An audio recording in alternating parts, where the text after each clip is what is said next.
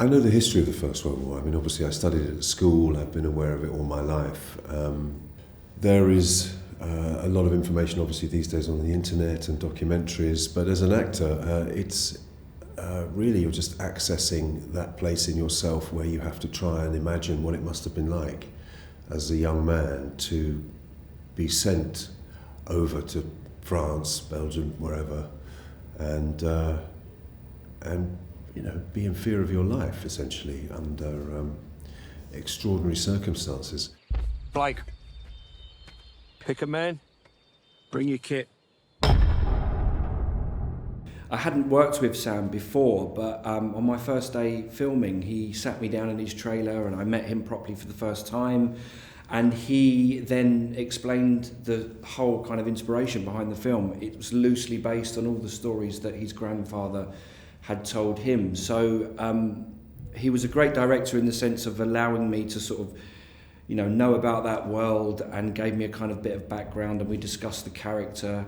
But to be honest with you, the moment you're on a film set as big as that, with all of those extras and the attention to detail with the production design, and of course all of the uniform which makes you stand and move in a different way, it was actually a completely immersive and easy sort of process to get into. They're walking into a trap. Your orders are to deliver a message, calling off tomorrow morning's attack. Well, I think kind of part of what my job and some of the other actors in the film is to support the two young men. But what you need to do is to sort of give in a 5-minute scene, give a sense of the presence of these men that the young guys have to answer to, and how difficult it must have been for them to really make sense and to trust the information that they're being given. We've got orders to cross here. That is the German front line. Hold back! If we're not clever about this, no one will get to your brother. Something that helped me enormously in the shooting of the film was the accuracy of the costumes. They were very keen that they would be an absolute recreation of the uniforms that the chaps would have worn. And I saw a lot of black and white photographs in the costume department, and a lot of the officers had canes or sticks for some reason. I don't know why, but if you look at a lot of photographs, they have them. I think maybe it was to get through the mud, or just to have something, in their hands. But I asked if I could have a cane, because I kind of thought, well, that's my way of accessing something that I've seen in the photographs, which they let me do, and I felt that Captain Smith, the character I played, therefore was kind of, he kind of looked the part. Well, I don't think we have any idea of what it might have been like to be at war 100 years ago.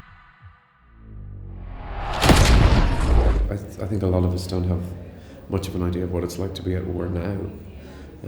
But what this film does in a sort of extraordinary way is to give you a sense, a sort of bird's eye view of what it must have been like, and what an evening going into nighttime, into morning, the actual physical exhaustion that they went through. And film really is the most visceral way we can do that.